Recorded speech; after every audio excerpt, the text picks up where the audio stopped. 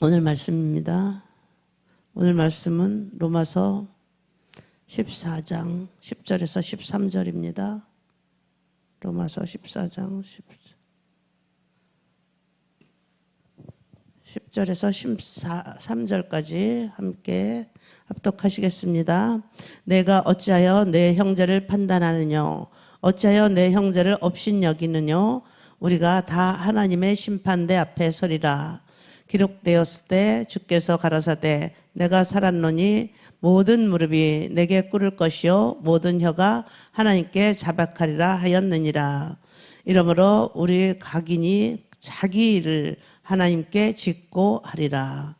그런즉 우리가 다시는 서로 판단하지 말고 도리어 부딪힐 것이나 거칠 것으로 형제 앞에 두지 아니할 것을 주의하라.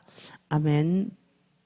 오늘은 마지막 결산 또 한 해의 결산, 결산의 날이라는 제목으로 말씀을 드리겠습니다. 우리는 인생은 반드시 결산의 날이 옵니다. 회사는 연말에 되면 연말 결산을 합니다. 그리고 학교를 다니는 사람들은 졸업을 하게 됩니다.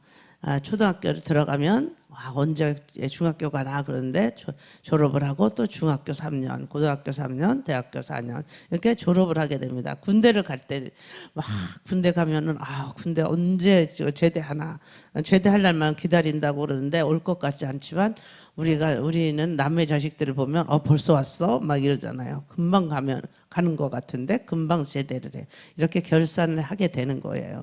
그래서 사람은 죽으면 심판을 받게 돼요. 결산을 해야 돼요. 하나님 앞에서는 마지막 결산이 있어요. 반드시 있습니다. 성경은 처음보다 마지막을 훨씬 더 중요하게 다뤄요. 그렇게 우리는 그 마지막 날에 우리가 하나님 앞에 백보자 앞에 설 수도 있는 그 날을 위해서 열심히 살아야 되는 것입니다. 결국 시대의 출발도 중요하지만 끝까지 완주가 더 중요한 것이에요. 여러분들의 인생의 마지막을 후회가 아니라 영광으로 맞이하시기를 원하십니까? 그렇다면 우리가 마지막 있게 될 결산은 이미 정해진 일정이고 정확하고도 명확한 약속입니다. 성경에는 두 종류의 심판으로 구분을 합니다. 첫 번째는 백보자의 심판이 있다고. 이 백보자의 심판과 구원 여부의 심판, 계시록 20장 11절 12절에 보면 최후의 심판이 있다고 합니다. 11절에 보니까 계시록 20장 11절에 보면은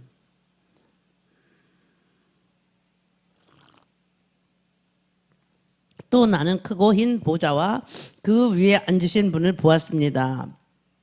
그렇게 보았다고 이야기를 해요. 우리가 땅과 하늘에 그분 앞에서 흔적도 없이 사라졌습니다. 제가 이제 쉬운 성경으로 읽는 거예요. 지금 계시록 20장 12절에 보니까 그리고 높은 자든지 낮은 자든지 막론하고 죽은 사람들이 모두 보좌 앞에 서 있는 것을 보았습니다. 생명티역이 퍼져 있고 다른 책들도 펼쳐져 있었습니다. 죽은 사람들은 그 책에 기록되어 있는 대로 각기 행한 행위에 따라서 심판을 받았습니다. 이렇게 되어 있어요. 그리스도의 심판대는 믿는 자의 행위에 대한 상급의 심판이 있어요. 믿는 그리스도인들은 심판대가 따로 있는데 내가 믿었어요. 그래도 구원을 받았어. 근데 행위의 심판, 그 보좌가 따로 있다는 것입니다. 고린도후서 5장 10절에 보니까 이는 우리가 반드시 그리스도 심판대 앞에 드러나 각각 선악간에 그 몸으로 행한 것을 따라 받으려 함이라 그랬어요. 세상에서도 결산이 없는 인생은 없잖아요. 학기 말에는 어때요? 우리가 열심히 공부한 사람들은 성적표가 나오잖아요. 성적표. 그리고 회사 다니면 회계장부가 있잖아요. 그 마지막에 우리가 열심히 일을 했다면 결말이 좋을 거고 마감일이 있어요. 그래서 우리가 열심히 일한 대로 우리가 회개 장부를 보면은 어떻게 결산이 되는지 알 수가 있는 것이죠. 여기서 로마서 14장 12절에 보면 직고라는 말이 나와요. 직고하고 그랬죠. 각인 하나님께 직고하리라. 이게 무슨 말이냐면은 숨기지 않고 변망하지 못하고 사실 그대로 각자가 하나님께 직접 고한다는 말이에요. 자기가 각자 숨길 수가 없다는 거예요. 우리가 각인이 자기 일을 하나님께 직고하리라 그랬어요. 12절에 보니까 예, 로마서 14장 12절에 보니까 그러므로 우리의 각인이 자기 일을 하나님께 직고하리라. 하나님 형제가 걸려 넘어지지 않게 하라 그랬어요. 않게 하라. 자신이 어떻게 살았는지, 형제를 어떻게 대했는지, 믿음으로 행했든지 자기의 일을 행했든지, 자기가 자기 의로 행했는지 믿음으로 행했는지, 형제에게 어떻게 됐는지, 직고는 각자 자기의 삶과 형제에 대한 태도에 대해서 하나님께 직접 보고하는 것을 말하는 것이에요. 로마서 14장 13절에는 그런즉 우리가 다시는 서로 판단하지 말고 도리어 부딪힐 것이나 고칠 것이나 형제 앞에 두지 아니할 것을 주의하라 그랬어요. 그러니까 너희들 서로 판단하지 말아라 이렇게 얘기하는 거죠. 하나님 앞에 설 사람답게 살아라. 다시 말해서 사랑과 겸손으로 살아가야 하는 것을 두렵고 떨림으로 강조를 하는 것입니다. 부딪힐 것이 무엇입니까? 부딪힐 것. 걸려 넘어지게 하는 돌이라는 뜻이래요. 그리고 거칠 것. 거칠 것은 덫, 올무, 함정 이런 뜻인데 이런 것들을 형제 앞에 두지 말라는 거예요. 주의하라는 것입니다. 고린도전서 10장 23절에 보면 모든 것이 허용되었다라고 말씀하세요. 모든 것이 허용되었대요. 고린도전서 10장 23절에 모든 것이 허용됐다고 여러분들은 말하지만 모든 것이 다 유익한 것이 아니라는 것이에요. 모든 것이 다 가하나 모든 것이 다 유익하지 않네. 모든 것은 다 허용됐다고들 그렇게 얘기하지만 모든 것이 그렇지 않다는 것이에요. 덕을 세우는 것이 아니라는 것입니다. 내가 옳다고 하는 태도가 형제를 낙심케 만들 때 모든 것이 옳다고 해서 모든 것이 유익한 것이 아니라는 것이에요. 덕을 세우는 것이 아니라는 것입니다. 동기와 태도와 숨어있는 보이지 않는 마음까지 우리의 마음까지도 하나님께서는 다 보시고 계시다는 거죠. 그 몸으로 행한 것에 따라서 심판하시는 하나님이라는 거예요. 고린도후서 5장 10절에 보면 우리는 모두 그리스도의 심판대 앞에 서야 한다는 것입니다. 우리는 다 누구나 다 그리스도의 심판대 앞에 서야 하는 것이에요. 각 사람은 몸을 입고 사는 동안에 행한 선한 일이나 악한 일이나 선악간에 모든 몸으로 행한 것은 다 받는데요. 선한 일이든지 악한 일이든지 내가 한 모든 것들 그 행한 행위대로 보응을 받는다. 라고 거기에 알맞는 보응을 받는다라는 것입니다. 믿음의 결산입니다. 우리가 용서의 결산입니다. 겸손의 결산입니다. 그리고 눈물과 억울함과 희생으로 들어간 핏자국의 결산을 받는 것입니다. 그렇다면 마지막 결산의 기준이 무엇일까요? 우리가 정말 억울할 때도 있고 내가 남을 용서했을 때 또 겸손하게 살았느냐, 내가 얼만큼 믿음으로 살았느냐, 이런 것들을 하나님이 희생하면서 살았느냐 다 결산한 날이 바로 이때라는 것이죠. 마지막 결산의 준비 기준이 있습니다. 첫 번째는 행위의 기준입니다. 구원은 은혜로 받지만 결산은 행위로 받습니다. 우리가 믿음으로 구원받는다고 하잖아요. 구원은 믿음으로 받습니다. 그러나 행위로 결산을 받는데 어떻게 받느냐. 고린도후서 9장 6절에 이것이 곧 적게 심는 자는 적게 거두고 많이 심는 자는 많이 거둔다 하는 말이로다. 우리가 무엇으로 심든지 그대로 거둔다고 하나님은 말씀하고 계세요. 적게 심는 자는 적게 거두고 많이 심는 자는 많이 거둔다 하는 말이다. 우리가 여기서 물질적인 것만 말하는 것이 아니에요. 하나님은 무엇으로 심든지라고 말씀하셨어요. 우리가 내가 심는 대로 거둔다는 것은 입으로 우리가 말로도 우리가 심잖아요.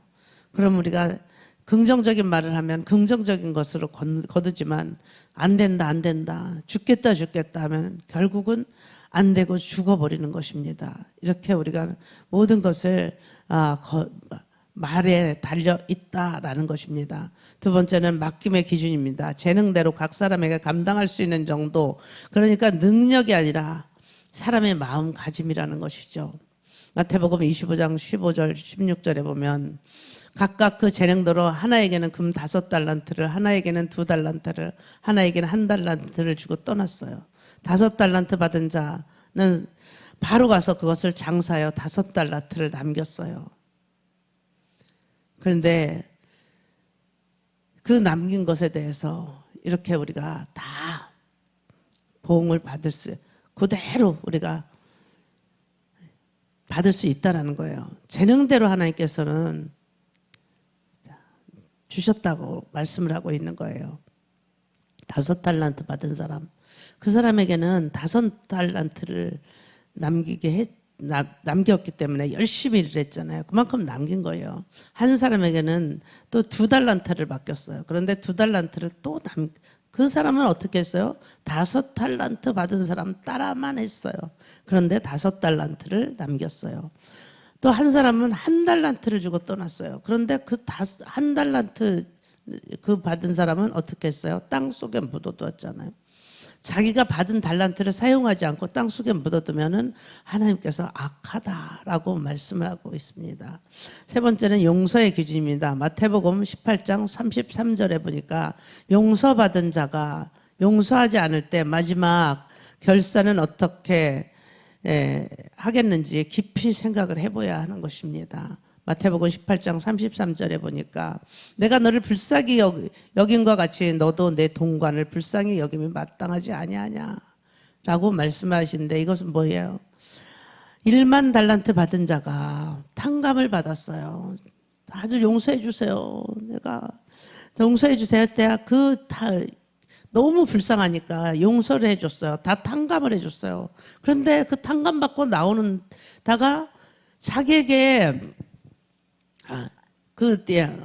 데나리온, 100데나리온 받은 사람, 그 빚진 사람에게 그 사람을 만났어요. 그런데 그것을 갚으라는 거예요. 그것을 갚으라고 하니까 이것을 보고받은 그 사람들이 뭐라고 했느냐. 다시 넌 악하다.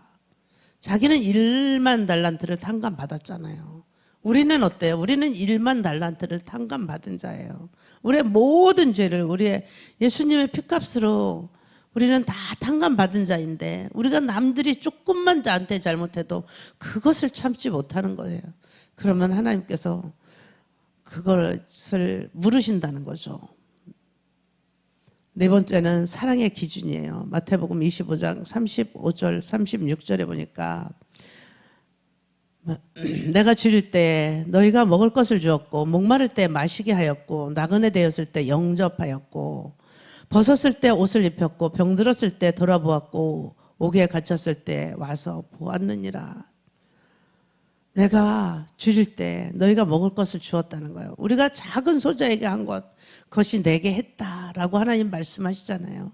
그래서 제가 너희는 하나님과 화목하고 평안하라. 그래야만 복이 내게 임하리라. 이 말씀이 올해 우리 말씀이잖아요. 근데 하나님과 화목한 것이 무엇이냐? 우리가 보이지 않는 하나님을 보이는 이웃에게도 형제에게도 사랑하지 못하면서 보이지 않는 하나님을 어떻게 사랑한다고 말을 하느냐 그러잖아요. 근데 하나님과 화목하는 방법은 내 옆에 있는 사람, 이웃에게 화목하는 것이 바로 하나님께 화목하는 것이라는 것이죠. 그래서 우리가 옆에 있는 사람에게 잘해야 되는 것이에요. 내 형제에게 목마를 때 먹을 거 줄일 때, 배고파서 할 때 우리가 먹을 거 하나라도 줘야 되는 거고, 우리는 어때요? 먹을 것이 남아 돌아가잖아요. 어떤 데 못 다 먹어서 냉장고에서 썩어서 버릴 때가 있잖아요. 그런 것들을 이웃에 나눠줄 수 있어야 되는 거고, 목마를 때 물 한 잔이라도 나눠 주어야 된다는 것이죠. 나그네 되었을 때, 나그네 누구예요? 나그네는 다니다가 다 이런 사람들이 아니고 이렇게 노숙자들, 이런 사람들을 나그네예요.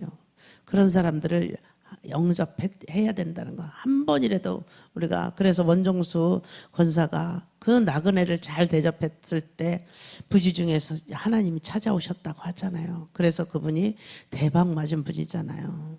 벗었을 때 옷을 입혔고 병들었을 때 돌아보았고 옥에 갇혔을 때 와보았다. 마지막 결사는 두 가지 결과는 무엇이겠습니까? 우리가 이 5달란트 받은 종에 대해서 아까 이야기를 했잖아요. 악하고 게으른 종이 있고 또 착하고 충성된 종이 있는 것입니다. 이렇게 우리가 마태복음 25장 30절에 보면 이 무익한 종은 바깥 어두운 데서 내쫓으라. 거기서 슬피 울며 이를 갈미 있으라. 마지막에 우리가 하나님 앞에 충성하지 못했을 때는 이런 대접을 받는 거예요. 마지막 결산은 갑자기 찾아오지만 준비는 지금부터입니다. 사도 바울은 영광된 결산에 우리의 고백이 되기를 소망합니다. 사도 바울의 그 결산처럼 디모데후서 4장 7절에 보면 7절 8절에 보면은 하나님이 말씀하시는 내가 선한 싸움을 싸웠대요. 그리고 나의 달려갈 길을 마쳤대요. 믿음을 지켰대요. 이게 세 가지예요. 내가 첫 번째 선한 싸움을 싸우고, 두 번째 내가 나의 달려갈 길을 마치고, 세 번째 믿음을 지켰다. 7절에 보면 그렇게 말씀을 하시잖아요. 그리고 믿음을 지켰으니 8절에 이제후로는 나를 위하여 의의 면류관이 예비되었으므로 주 곧 의로운 재판장이 그날에 내게 주실 것이니 내게만 아니라 주의 나타나심을 사모하는 모든 자에게니라 그랬어요. 이 고백이 완벽했다가 아니라 끝까지 포기하지 않았다는 고백이에요. 끝까지 포기하지 않고 가는 거예요. 이제후로는 내가 하나님 앞에 정말로 선한 싸움을 싸웠습니다. 나의 달려갈 길을 마쳤을 때 믿음을 지켰습니다. 또 내가 이제 그 후로는 내가 최선을 다했을 때 그 후로는 나를 위하여 의의 면류관이 예비되었다는 것을 안다는 것이죠. 그래서 의로운 재판장이 그날에 내게 주실 것이니 내게 의로운 재판장이 나에게 상급을 줄 것이라는 거예요. 의의 면류관을 줄 것이라는 거예요. 그것은 내게만 주는 것이 아니라는 거예요. 주의 나타나심을 사모하는 모든 자에게 다 준다는 것입니다. 그럼 우리는 어때요? 우리도 의의 면류관을 받아야 되는 것입니다. 우리도 이렇게 선한 싸움을 싸워야 되는 것이고, 우리가 날마다 주님 앞에 나와서 기도드리는 것은, 예배드리는 것은, 또 말씀을 우리가 먹는 것은 무엇입니까? 우리가 다 선한 싸움을 싸우고 있는 거예요. 악하고 더러운 원수 마귀 사탄과 늘 싸우는 것입니다. 악한 마귀는 우리를 늘 삼키려고, 우리를 넘어뜨리려고, 우리를 덫에 걸리게 하려고, 우리를 올매에서 벗어나지 못하게 하려고, 우리를 함정에 빠뜨리려고 우리를 늘 공격하고 있는 것입니다.